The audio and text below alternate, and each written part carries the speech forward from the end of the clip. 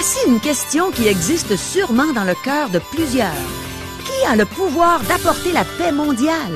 La parole de Dieu va nous donner la seule et unique réponse aujourd'hui même à l'émission À travers la Bible.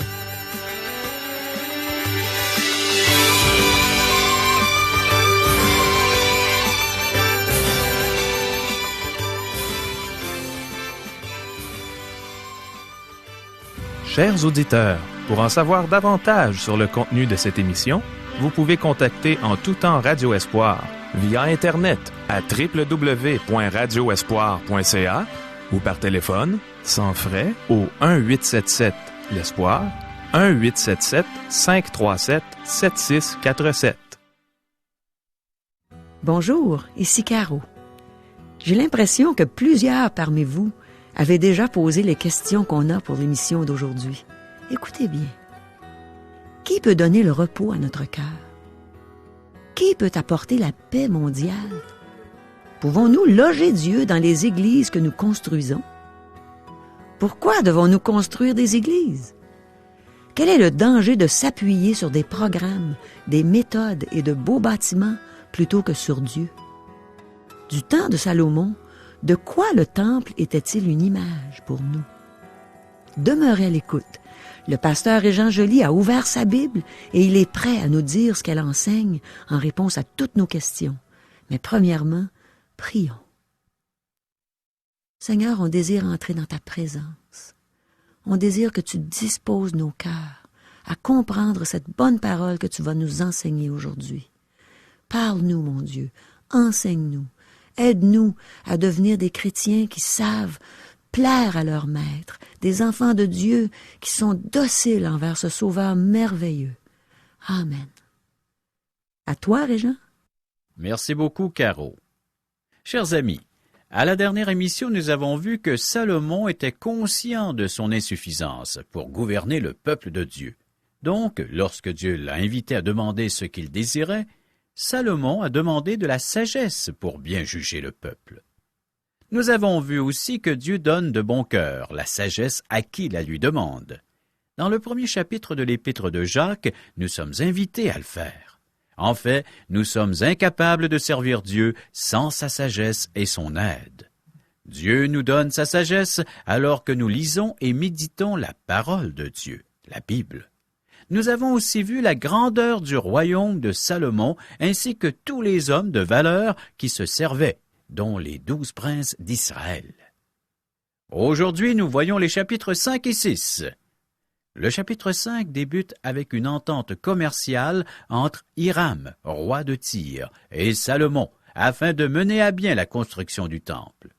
Puisque les deux chapitres d'aujourd'hui traitent des détails de la construction du temple, je lirai peu de versets. Cependant, vous trouverez très intéressant de les lire. Chers amis, débutons notre lecture du premier livre des Rois, chapitre 5, verset 1er. Hiram, roi de Tyr, envoya ses serviteurs vers Salomon, car il apprit qu'on l'avait loin pour roi à la place de son père. Il avait toujours aimé David. Tout ce que va faire le roi Hiram, il ne le fera pas uniquement pour Salomon, mais parce qu'il a aimé, estimé et respecté le roi David.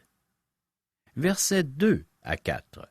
Salomon fit dire à Hiram, « Tu sais que David, mon père, n'a pas pu bâtir une maison à l'Éternel, son Dieu, à cause des guerres dont ses ennemis l'ont enveloppé jusqu'à ce que l'Éternel les ait mis sous la plante de ses pieds.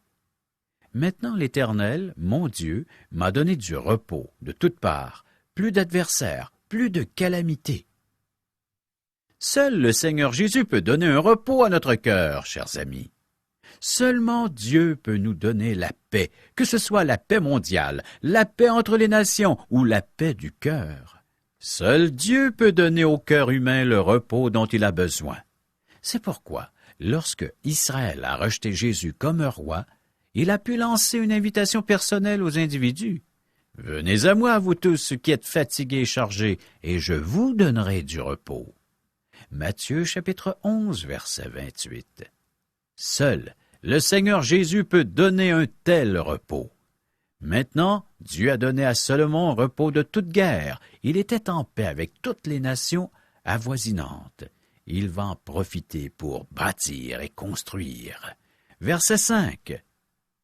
Voici, j'ai l'intention de bâtir une maison au nom de l'Éternel, mon Dieu, comme l'Éternel l'a déclaré à David, mon père, en disant, ton fils que je mettrai à ta place sur ton trône, ce sera lui qui bâtira une maison à mon nom. Quoique David ait initié le projet de la construction du temple, Dieu ne lui a pas permis de le construire, car il était un homme de sang, un guerrier. Jetons un bref coup d'œil sur l'histoire de la construction des temples. Depuis le début de l'histoire, l'homme fut un constructeur. Dans Genèse chapitre 4, verset 17, nous lisons ceci au sujet de Caïn. Il bâtit ensuite une ville, et il donna à cette ville le nom de son fils Hénoc. Partout sur la planète, nous trouvons des monts qui cachent les ruines des villes anciennes avec leurs bâtisses splendides. L'architecture et la grandeur des bâtisses déterrées par les archéologues mesurent le degré de civilisation des constructeurs. C'est le cas avec la civilisation égyptienne, ainsi que la syrienne, la babylonienne, grecque et romaine. L'homme contemporain se dit civilisé parce qu'il développe des quartiers résidentiels, institutionnels et industriels. Il construit des centres commerciaux, des immeubles à appartements et des édifices à bureaux. Ils se construisent des cavernes dans lesquelles ils vont vivre et travailler comme des marmottes. Le reste du temps, ils se déplacent sur les autoroutes, aussi longtemps qu'ils peuvent appuyer sur un bouton, tourner un commutateur ou taper sur un clavier. Ils disent qu'ils vivent. Voilà l'homme moderne. Les premières bâtisses impressionnantes par leur architecture et leur hauteur furent des temples. Tous les peuples païens construisaient des temples. Certains temples étaient rudimentaires, alors que d'autres, tels que le Parthénon à Athènes, étaient un chef-d'œuvre artistique. Toutes ces constructions tracent leur origine à la tour de Babel, qui était un symbole de la résistance acharnée des hommes envers Dieu. Les temples païens ont toujours été une démonstration de progrès architectural, alors que les païens qui les fréquentaient se trouvaient à un niveau spirituel très bas. Les temples étaient élaborés, vastes, ornés, riches et impressionnants. Cependant, les temples sur le Nil, à Ninive, à Babylone, sur le Tigre et d'Euphrate, en Phénicie, en Grèce, à Athènes, à Rome, chez les Aztèques, au Mexique, manifestaient tous une rébellion contre Dieu. Car, ayant connu Dieu, ils ne l'ont point glorifié comme Dieu, et ne lui ont point rendu grâce, mais ils se sont égarés dans leurs pensées, et leur cœur, sans intelligence, a été plongé dans les ténèbres. Et ils ont changé la gloire du Dieu incorruptible en image représentant l'homme corruptible, des oiseaux, des quadrupèdes et des reptiles. Romains, chapitre 1er, versets 21 à 23. Tous construisaient des maisons pour y abriter leurs dieux. Ils plaçaient leurs dieux dans une boîte comme s'ils étaient des polichinelles. Dieu n'habite pas dans une maison construite par des hommes. Cependant, le temple construit par Salomon ne fut jamais considéré une maison dans laquelle Dieu habitait. Lorsqu'il a prié lors de la dédicace du temple, Salomon ne laissait aucun doute à ce sujet. Mais quoi? Dieu habiterait-il véritablement avec l'homme sur la terre? Voici, les cieux et les cieux des cieux ne peuvent te contenir, combien moins cette maison que j'ai bâtie. 2 Chroniques, chapitre 6, verset 18. Si vous pensez que le temple fut construit pour loger Dieu, vous n'avez rien compris. C'est une façon pour l'homme d'approcher Dieu au moyen de sacrifices. Notez maintenant les détails au sujet de la construction du temple, car ils ont leur importance. Le temple est donc un moyen d'approcher Dieu par des sacrifices. L'idée de construire un temple germa dans l'esprit de David, quoique Dieu ne lui permit pas de mener son projet à terme. Voici une partie de l'histoire. David convoqua à Jérusalem tous les chefs d'Israël, les chefs des tribus, les chefs des divisions au service du roi, les chefs de milliers, les chefs de centaines, ceux qui étaient en charge sur tous les biens et les troupeaux du roi et auprès de ses fils, les eunuques, les héros et tous les hommes vaillants. Le roi David se leva sur ses pieds et dit, « Écoutez-moi, mes frères et mon peuple. J'avais l'intention de bâtir une maison de repos pour l'arche de l'Alliance de l'Éternel et pour le marchepied de notre Dieu, et je me préparais à bâtir. Mais Dieu m'a dit, « Tu ne bâtiras pas une maison à mon nom, car tu es un homme de guerre et tu as versé du sang. » 1 Chroniques, chapitre 28, versets 1 à 3. Le temple servait de marchepied à Dieu et non de demeure. David désirait construire le temple. Dieu donna le modèle du temple à David. « C'est par un écrit de sa main, dit David, que l'Éternel m'a donné l'intelligence de tout cela, de tous les ouvrages de ce modèle. » 1 Chroniques, chapitre 28, verset 19. Autrement dit, Dieu a donné à David les plans du temple, même s'il ne lui a pas permis de l'ériger. David remit le plan à Salomon. Considère maintenant que l'Éternel t'a choisi afin que tu bâtisses une maison qui serve de sanctuaire. Fortifie-toi et agis. David donna à Salomon son fils le modèle du portique et des bâtiments, des chambres du trésor, des chambres hautes, des chambres intérieures et de la chambre du propitiatoire. Il lui donna le plan de tout ce qui lui avait été révélé par l'Esprit touchant les parvis de la maison de l'Éternel, et toutes les chambres, tout autour, pour les trésors de la maison de Dieu et les trésors du sanctuaire. 1 Chroniques, chapitre 28, versets 10 à 12. De plus, David a commencé à collecter les matériaux pour la construction. « J'ai mis toutes mes forces à préparer pour la maison de mon Dieu de l'or, pour ce qui doit être d'or, de l'argent pour ce qui doit être d'argent, de l'airain pour ce qui doit être d'airain, du fer pour ce qui doit être de fer, et du bois pour ce qui doit être de bois, des pierres d'onyx et des pierres enchâssées, des pierres brillantes et de diverses couleurs, toutes sortes de pierres précieuses et du marbre blanc en quantité. » 1 Chroniques, chapitre 29, verset 2. C'est David qui a conçu le temple dans son esprit, et Salomon a simplement construit le projet tel que proposé par David. Maintenant qu'il a tous ces matériaux en réserve, Salomon communique avec Hiram, roi de Tyr, pour obtenir du bois de cèdre et du bois de cyprès. Versets 8 et 9. Et Hiram fit répondre à Salomon, « J'ai entendu ce que tu m'as envoyé dire. Je ferai tout ce qui te plaira au sujet des bois de cèdre et des bois de cyprès. Mes serviteurs les descendront du Liban à la mer, et je les expédierai par mer en radeau jusqu'au lieu que tu m'indiqueras. Là, je les ferai délier et tu les prendras.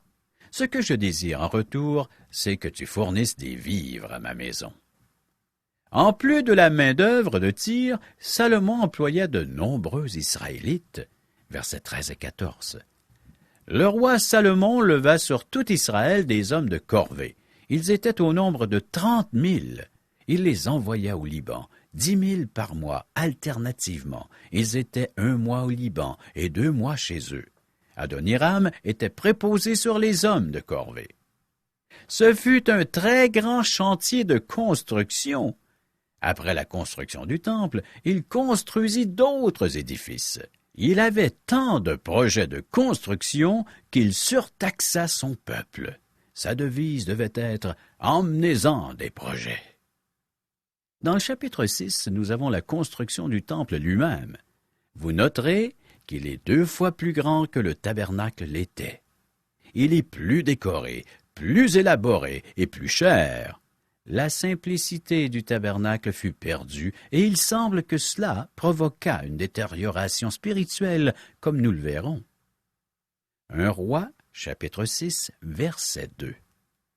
La maison que le roi Salomon bâtit à l'Éternel avait 60 coudées de longueur, 20 de large et 30 de hauteur. En doublant les mesures du tabernacle, le temple avait une surface 4 fois plus grande que le temple. Le temple était 3 fois plus élevé que le tabernacle. Donc le temple n'était pas imposant par sa grandeur. Mais tout comme un diamant n'est pas aussi gros qu'une botte de foin, mais a beaucoup plus de valeur, le temple construit par Salomon valait beaucoup malgré ses dimensions. Versets 3 à 7. Le portique devant le temple de la maison avait 20 coudées de longueur, répondant à la largeur de la maison, et 10 coudées de profondeur sur la face de la maison. Le roi fit à la maison des fenêtres solidement grillées. Il bâtit contre le mur de la maison des étages circulaires qui entouraient les murs de la maison, le temple et le sanctuaire, et il fit des chambres latérales tout autour. L'étage inférieur était large de 5 coudées, celui du milieu de 6 coudées et le troisième de 7 coudées, car il ménagea des retraites à la maison tout autour, en dehors, afin que la charpente n'entre pas dans les murs de la maison. Lorsqu'on bâtit la maison, on se servit de pierres toutes taillées, et ni marteau, ni hache, ni aucun instrument de fer ne furent entendus dans la maison pendant qu'on la construisait. Permettez-moi de vous dire un petit mot au sujet de la construction du temple. Nous avons déjà vu que ses dimensions étaient le double de celles du tabernacle. Sur 3 côtés, 3 étages de chambres furent construits pour les prêtres qui venaient faire le service au temple. Un portique de 10 coudées par 20 coudées formait la façade de l'édifice. Une coudée, environ 50 centimètres. L'autel, aussi appelé la mer d'airain, mesurait 20 coudées par 20 coudées par 10 coudées. Les mesures de l'autel transporté dans le désert étaient 5 coudées par 5 coudées par 3 coudées. Il y avait 10 chandeliers pour remplacer celui du tabernacle dans le désert. Il y avait aussi 10 bassins de 1400 litres. 30 000 Israélites furent recrutés pour la construction. 150 000 ouvriers, 3 300 contremaîtres travaillèrent à la maison. Hiram, roi de Tyr, fournit les matériaux et les articles pour le temple. La construction dura 7 ans et 6 mois. Seulement des pierres taillées furent utilisées et on n'entendit pas le bruit de marteau dans le temple. Que c'était merveilleux! On construit tout en gardant le silence. La construction coûta environ 10 millions de dollars. La bâtisse était un véritable bijou. Plus loin, nous verrons la signification de 2 piliers merveilleux qui se trouvaient dans le portique. J'ai mentionné ces détails afin de comparer le temple au tabernacle du désert. Le temple, sur certains points, était inférieur au tabernacle. Chers amis, est-ce que nous nous appuyons réellement sur Dieu plutôt que sur des programmes ou des méthodes de travail? Premièrement, le temple était plus complexe que le tabernacle. La simplicité du tabernacle ne se retrouvait pas dans le temple. Dans le Nouveau Testament, les auteurs se réfèrent au tabernacle et non au temple pour illustrer la personne et l'œuvre du Seigneur Jésus. Pourquoi? Le temple était trop complexe. Chers amis, nous avons une leçon pour nous dans cela. Nous vivons dans un temps où l'accent est mis sur les méthodes plutôt que sur la parole de Dieu. Les églises s'appuient sur des programmes et des méthodes. J. Vernon McGee, le prédicateur dont nous adaptons le matériel, racontait qu'il était pasteur d'une très petite église en Géorgie. Une seule pièce était disponible pour l'école du dimanche. Les aménagements n'offraient pas le grand luxe. Un poêle à bois se trouvait au milieu de la salle. Plusieurs décennies plus tard, il visita cette église.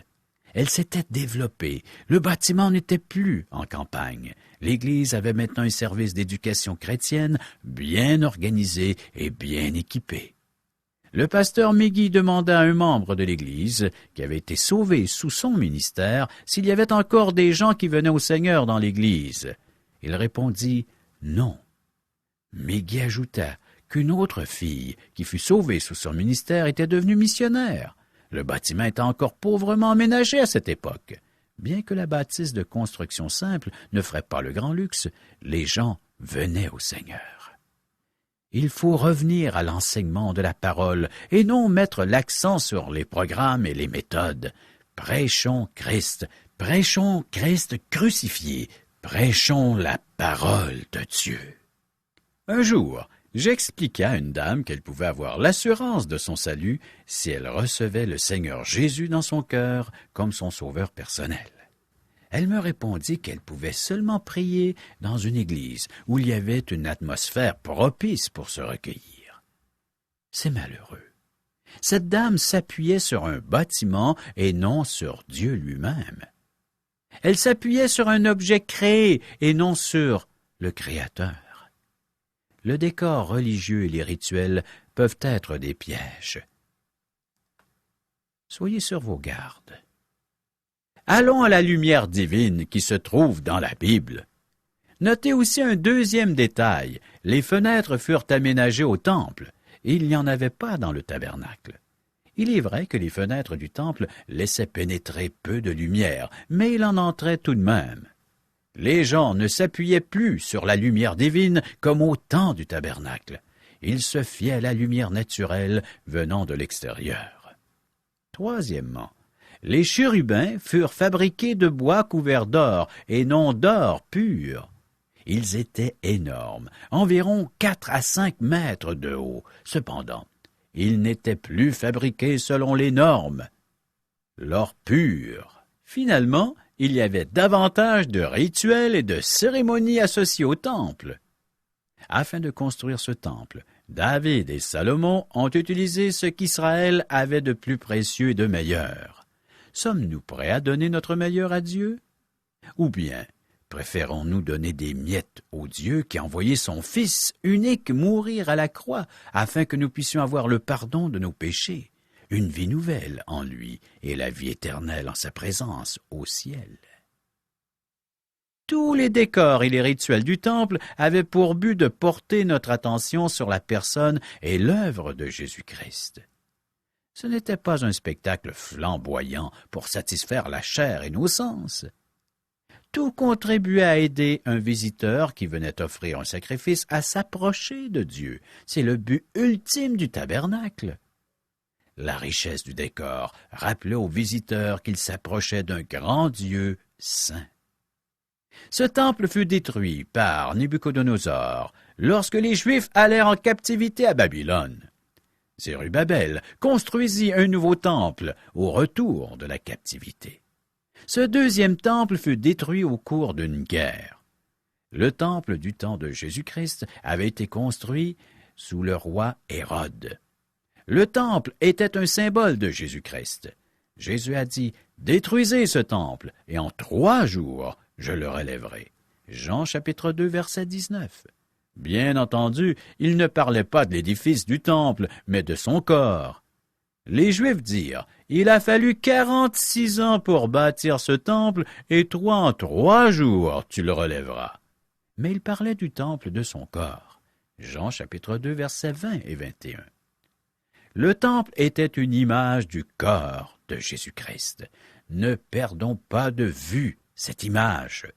Je vous invite de nouveau à lire les 2 chapitres au complet. Lorsque vous découvrirez combien magnifique était le temple, rappelez-vous qu'il fut conçu dans le cœur de David, qui voulait un endroit approprié pour y placer l'arche de l'Alliance. Même si le temple est complexe, Dieu l'a honoré de sa présence, et il fut rempli de sa gloire, comme nous le verrons à la prochaine émission. Chers amis, vous êtes peut-être attirés par l'aspect architectural de nos bâtiments, peut-être par tout ce qui peut composer la construction de nos temples.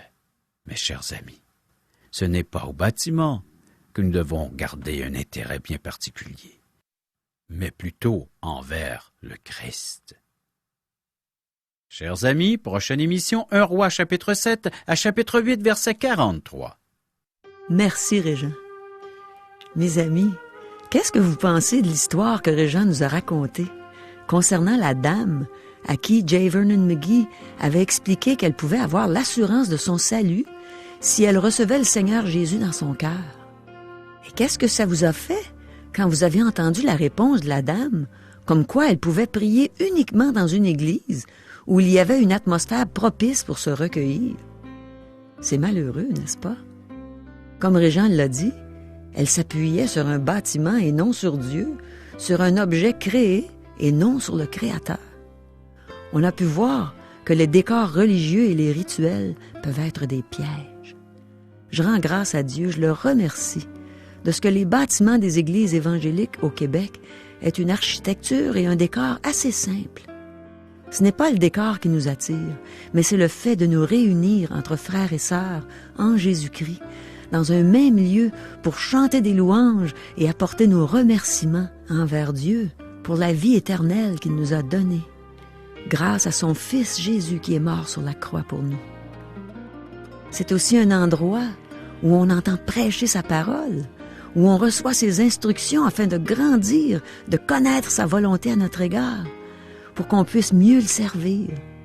Et c'est un endroit où on amène des gens qui sont sans Dieu dans le monde, un refuge, un endroit où ils pourront eux aussi savoir que Jésus est vivant. Oui, il est mort sur la croix pour payer la dette de nos péchés. Mais le 3e jour, il est ressuscité des morts. Aujourd'hui, Jésus est assis à la droite de son Père et il vit. En plus, par la bouche de ceux qui lui appartiennent et qui sont présentement sur cette terre, comme Régent et moi, par exemple, et plusieurs autres, il invite les gens à se repentir, comme nous l'avons fait à un certain moment dans notre vie. Oui, il invite les gens à changer de direction en rapport avec le péché et à recevoir Jésus comme sauveur et maître de leur vie. Mon ami, ce que je dis présentement, c'est que oui, tu es bienvenu à mon Église ou à celle d'autres croyants qui te parlent du Seigneur Jésus. Mais ce n'est pas ça qui va te sauver. Tu n'as pas besoin d'un bâtiment ou d'un lieu en particulier pour entrer dans la présence du Dieu vivant. Tu as simplement besoin d'un cœur sincère, d'un cœur repentant. Tu as besoin de reconnaître que tu es un pécheur perdu, comme je l'ai fait il y a plusieurs années, et de mettre ta confiance en Jésus seul pour le pardon de tes péchés, pour le don gratuit de la vie éternelle. Aimerais-tu devenir un enfant de Dieu en ce moment? J'aimerais t'inviter à faire cette prière avec moi, là où tu es, dans ta chambre, au travail, dans ton auto, à l'hôpital, peut-être en prison, peu importe où tu es, prie avec moi. Ô mon Dieu, je reconnais devant toi que je suis un pécheur, que seul Jésus peut me sauver. Je me repens de mes péchés, je me soumets à toi. Je crois que Jésus-Christ est mort sur la croix, qu'il a versé son sang pour effacer mes péchés et qu'il est ensuite ressuscité. Ô mon Dieu, sauve-moi. Sois le maître de ma vie à partir d'aujourd'hui. As-tu fait cette prière, mon ami? Quand Jésus est mort sur la croix pour payer la dette de tes péchés, il a dit « Tout est accompli ». Il a tout accompli pour te donner la vie éternelle. Chers amis, nous vous invitons à correspondre avec nous afin de recevoir un cours Parole par poste. Qu'est-ce qu'on apprend, Régent, dans des études bibliques par correspondance? Dans la série radiophonique à travers la Bible, on a vu au tout début de la série qu'il y avait différentes façons d'étudier la Bible. Celle-ci est par thème.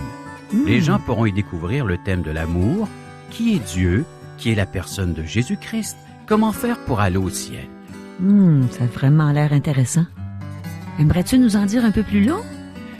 Tous les thèmes, les grandes questions que les gens se posent, sont répondus à travers la Bible. Les gens n'ont qu'à nous demander le petit fascicule, quelques pages, et remplir le questionnaire. Alors on n'a pas besoin d'autres livres? La Bible. Uniquement la Bible et ce petit fascicule que l'on remplit, et on le renvoie à l'adresse qui sera inscrite sur ce petit fascicule. Pour en faire la correction, parce que les gens pourront suivre cette série. Ah, c'est pas compliqué. Très simple. J'ai vraiment le goût de m'inscrire. Et pour le faire, voici nos coordonnées au téléphone.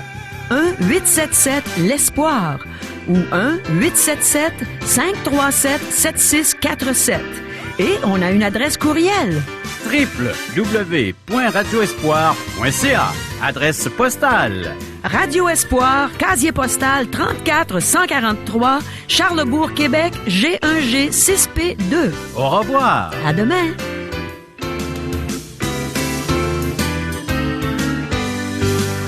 Cette émission vous a été présentée par Radio Espoir.